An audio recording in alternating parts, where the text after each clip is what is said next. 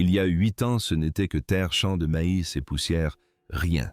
Aujourd'hui, plus d'1 million de personnes se réveillent chaque jour dans une ville intelligente.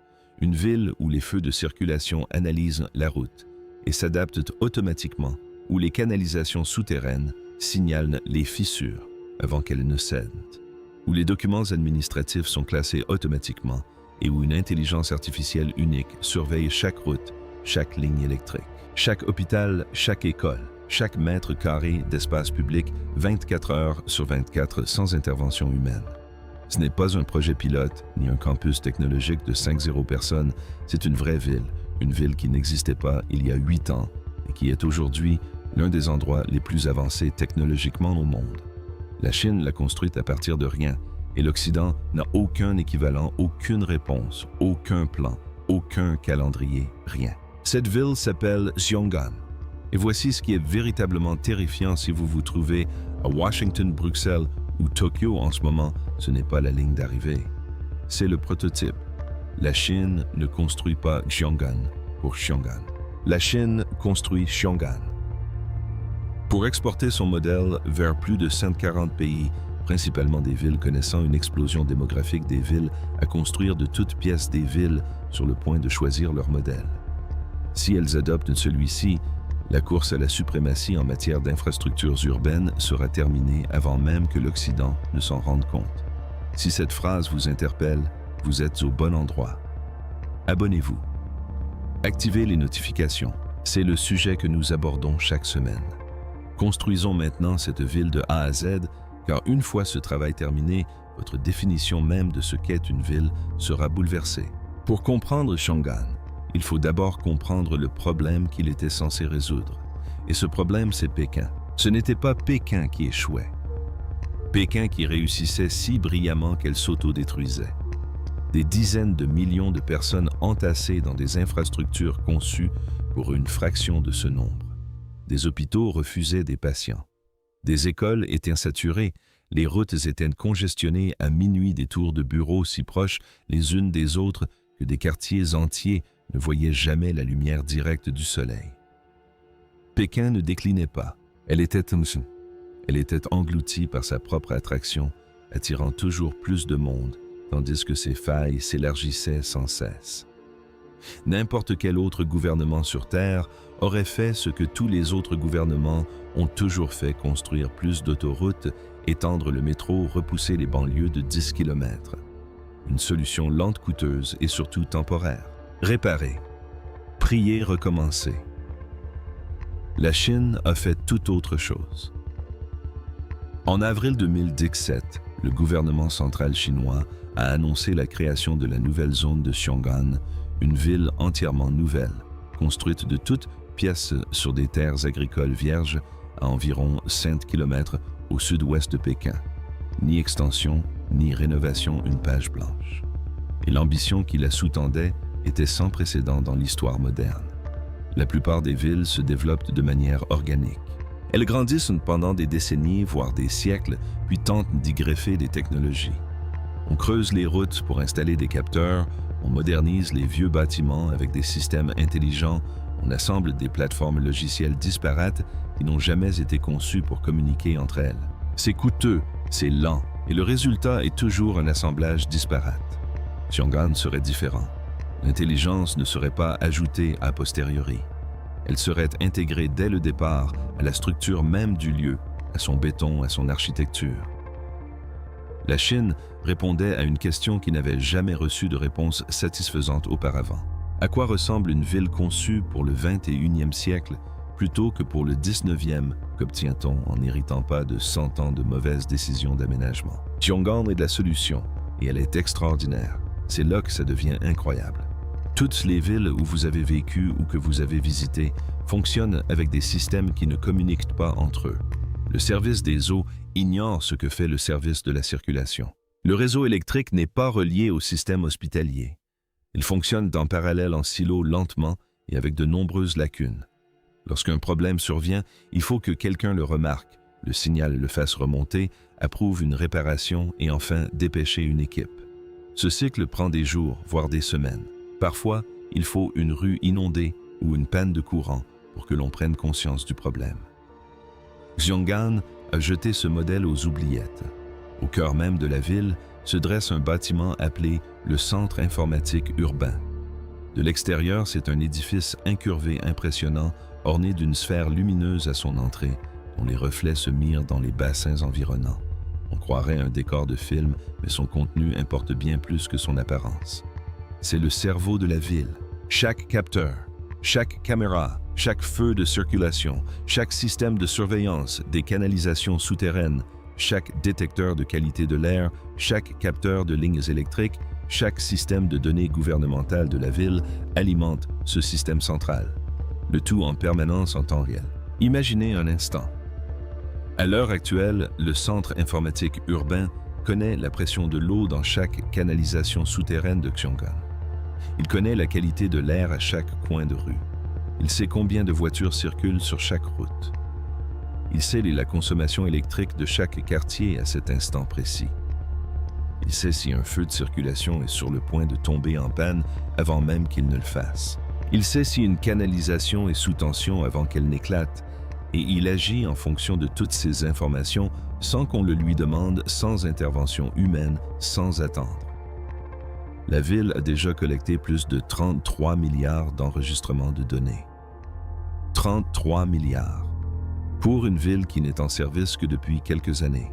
Cela représente plus de données sur les infrastructures que la plupart des pays n'en ont compilé en une décennie entière. Et en 2025, ils sont allés encore plus loin. La Chine a intégré DeepSeek, l'un des systèmes d'intelligence artificielle linguistique les plus puissants au monde, directement dans son centre de calcul urbain. Désormais, la ville ne se contente plus de s'autogérer, elle peut aussi se justifier.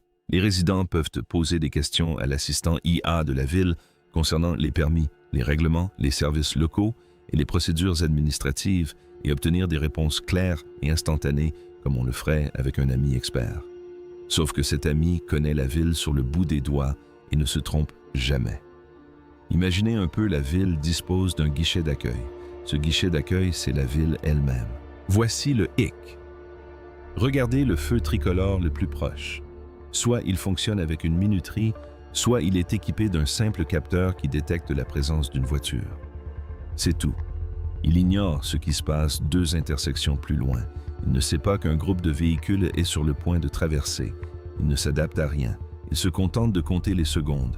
À Xiong'an, les feux de circulation sont gérés par la ville.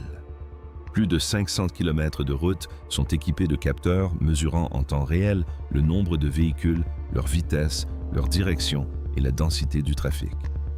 L'intelligence artificielle traite toutes ces données simultanément et ajuste en continu et de manière dynamique chaque feu de circulation dans toute la ville.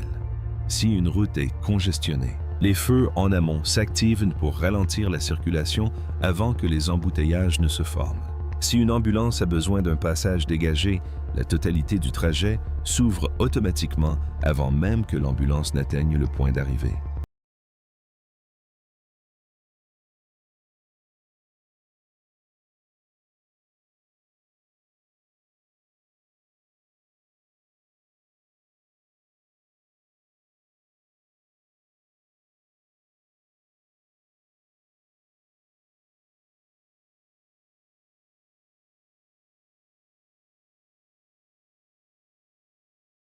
Au premier carrefour, aucun agent de la circulation, aucune intervention manuelle, aucun retard.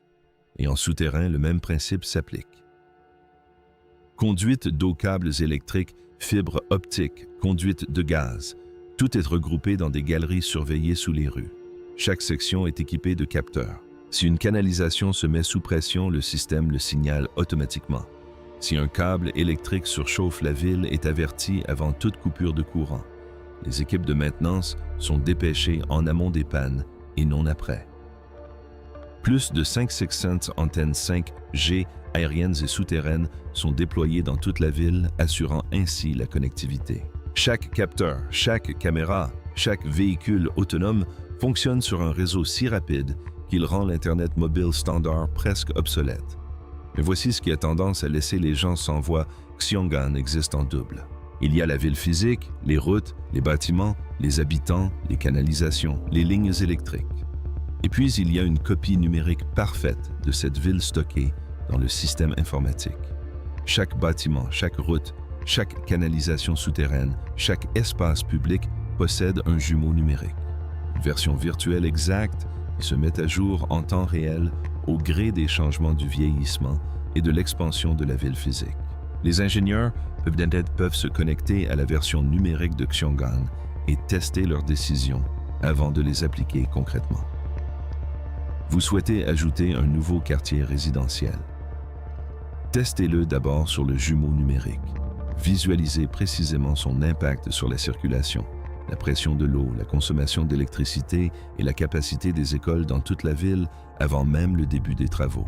Vous voulez savoir ce qui se passe sur le réseau électrique lors d'une canicule estivale quand 1 million de personnes utilisent de la climatisation simultanément. La ville numérique simule le problème et vous donne la réponse en quelques minutes. La plupart des villes du monde naviguent à vue. Elles construisent quelque chose, cela engendre un problème imprévu, et elles dépensent ensuite des années et des milliards pour tenter de réparer ce qui n'aurait jamais dû se produire. Xiong'an a quant à elle rompu ce cercle vicieux. Elle peut anticiper les conséquences de ses propres décisions avant même de les prendre. Il ne s'agit pas simplement d'une prouesse technique, mais d'une ville d'un genre nouveau. Je sais ce que certains d'entre vous pensent. Vous avez déjà entendu parler de promesses ambitieuses en matière d'infrastructure. Vous avez entendu parler de projets de villes intelligentes qui se sont transformés en villes fantômes coûteuses, dotées de tableaux de bord sophistiqués mais désertés. C'est compréhensible. Ce scepticisme est justifié. Mais voici pourquoi Xiong'an se distingue de tous les autres projets de villes intelligentes qui ont stagné ou échoué. La plupart des projets de villes intelligentes partent de la technologie et tentent ensuite de l'adapter a posteriori au tissu urbain existant. Ou alors, ils construisent un campus technologique rutilant jamais relié à une véritable ville fonctionnelle. Xiong'an a développé simultanément la technologie et la ville à grande échelle avec plus d'1 million d'habitants. On y trouve des hôpitaux et des universités en activité des banques d'État qui y ont installé leur siège social, plus de 500 entreprises de logiciels et de technologies de l'information, plus de 60 grandes entreprises d'IA, un parc industriel dédié à l'IA, des centres d'innovation en robotique, en matériel intelligent, en navigation par satellite et en cybersécurité. Il ne s'agit pas d'une démonstration ni d'une vitrine. C'est une ville fonctionnelle avec une densité réelle, une demande réelle et une pression réelle sur ses infrastructures. Et l'IA y fait face. Voilà une preuve de son efficacité qu'aucun autre projet ne peut revendiquer. Voici le chiffre qui vous donne une idée précise du coût réel de cet investissement. En 2026, la Chine avait investi plus de 860 milliards de yuan dans Xiong'an. Convertissez ce montant en dollars américains et vous obtenez environ 120 milliards de dollars. Et la ville est encore en plein chantier. Selon certaines estimations, l'investissement total à long terme, une fois que Xiong'an aura atteint sa taille finale prévue, avoisinera les 580 milliards de dollars. À titre de comparaison, 580 milliards de dollars représentent plus que le PIB annuel de la plupart des pays du monde. Il s'agit de l'un des projets de construction les plus coûteux de toute l'histoire de l'humanité, conçu de manière délibérée et stratégique avec un objectif final précis. La population actuelle dépasse le million d'habitants. L'objectif à long terme est d'atteindre 2 à 2,5 millions d'habitants. Pour y parvenir, la Chine a activement délocalisé des agences gouvernementales, des entreprises technologiques et des universités de Pékin vers cette ville. Les principales banques d'État ont déjà franchi le pas. Des hôpitaux aux normes internationales sont opérationnels. Et le gouvernement met tout en œuvre pour rendre la ville attractive, avantages fiscaux pour les entreprises, logements subventionnés, pour les travailleurs qualifiés, permis de construire, délivrer en urgence, écoles de renommée mondiale. Car les dirigeants de Xiong'an ont compris une chose essentielle. La ville la plus intelligente du monde ne sert à rien si personne ne veut y vivre. La technologie est au service des gens et non l'inverse. Je tiens à être clair avec vous, car cette chaîne ne fait pas de propagande. Xiong'an fait face à de véritables défis. Créer une communauté et une culture authentique dans une ville planifiée par l'État est une tâche ardue. Il faut préserver cette vie de rue et ce tissu humain qui donne vie aux villes. Les cafés de quartier et les marchés de rue, le lien social qui se tisse au fil des générations, rien de tout cela ne peut être créé par un logiciel. Certains déménagements d'entreprises et d'institutions hors de Pékin sont imposés par le gouvernement et non volontaires. Et cette distinction est importante lorsqu'on essaye de construire une économie réelle plutôt qu'une économie artificielle. Attirer les talents uniquement sur la base du mérite au-delà de la première vague de personnes motivées par des incitations financières reste un défi. Par ailleurs, l'architecture de surveillance des données qui confère à l'IAE de Xiong'an sa puissance soulève des questions tout à fait légitimes de respect de la vie privée et des libertés individuelles, question qu'aucun argument d'efficacité énergétique ne saurait faire disparaître. Il s'agit là de tensions bien réelles, qu'il convient de ne pas négliger. Mais voici le tableau d'ensemble. Celui que la plupart des gens ignorent qu'ôte complètement la Chine ne construit pas Xiong'an pour Xiong'an. La Chine construit Xiong'an comme un modèle, une preuve concrète à grande échelle qu'une ville peut être conçue, construite et gérée d'une manière fondamentalement différente de toutes les villes qui l'ont précédée. Elle diffuse déjà activement ce modèle à travers son initiative La Ceinture et la Route, un réseau de plus de 140 pays en Asie, en Afrique, au Moyen-Orient et en Amérique latine. La plupart de ces pays connaissent actuellement une croissance urbaine fulgurante, avec des millions de personnes qui s'installent chaque année en ville. De nouvelles zones urbaines doivent être construites de toutes pièces, si ces villes sont bâties selon la méthode Xiong'an. Avec une IA intégrée à l'infrastructure des TP, dès le départ, elle s'épargne 50 ans de développement urbain coûteux, chaotique et basé sur l'expérimentation. C'est un avantage géopolitique quasi inconcevable qui se construit discrètement et méthodiquement en ce moment même. Pendant ce temps, où est l'équivalent américain? Où est la réponse européenne? Où est la version japonaise? La vérité, c'est qu'il n'en est rien. Il existe des projets de villes intelligentes à Singapour, à Amsterdam, à Columbus, Ohio et à Kansas City. Certains sont véritablement impressionnants au niveau de leurs composantes, mais aucun ne construit une ville entière à partir de rien, avec une infrastructure d'IA intégrée à cette échelle. L'approche américaine en matière d'infrastructures urbaines reste largement réactive. On répare quand ça ne marche pas, on finance quand ça ne marche pas, et on débat du plan jusqu'à ce qu'il soit trop tard. L'Europe est contrainte par le tissu urbain existant et la complexité de la réglementation. Ce ne sont pas des critiques, ce ne sont que des faits concernant la situation initiale. L'écart est bien réel et il se creuse. Le schéma suivi par les villes tout au long de l'histoire de l'humanité est le suivant: construire d'abord l'infrastructure, puis consacrer des générations à tenter de la rendre plus intelligente. Creuser les routes, rénover les bâtiments, bricoler des systèmes qui n'ont jamais été conçus pour communiquer entre eux. Lent, coûteux, perpétuellement inachevé. Xiong'an rompt avec ce schéma à la racine. Concevoir l'intelligence en premier, bâtir la ville autour. Laisser les deux se développer ensemble. Cette idée, cette simple inversion de l'ordre des opérations est ce qui fait de ce projet un changement de civilisation plutôt qu'une simple histoire d'infrastructure. Il y a un moment auquel je repense sans cesse. En 2017, un urbaniste du gouvernement chinois se tient sur une parcelle de terre aride à 100 km de Pékin. Il contemple le maïs et la poussière et déclare « C'est ici que nous la construisons ». Pas là où il existe déjà, pas là où il y a déjà une dynamique. Ici, à partir de rien, car le néant est la seule toile suffisamment vaste pour ce que nous essayons de bâtir. 8 ans plus tard, une ville est née, une ville intelligente, une ville qui pense, une ville où une canalisation détecte une fissure avant même qu'elle ne cède, où une route anticipe le remplissage, où un formulaire administratif circule automatiquement sans intervention humaine, où le numérique et le physique coexistent, s'enrichissant mutuellement en temps réel pour toujours. La terre aride est devenue une ville. La ville est devenue un cerveau. Ce cerveau se transforme en plan directeur et ce plan est déjà en marche. Si cette vidéo a changé votre vision des villes de demain, cliquez sur « J'aime ». Cela permet à cette chaîne d'atteindre ceux qui en ont besoin.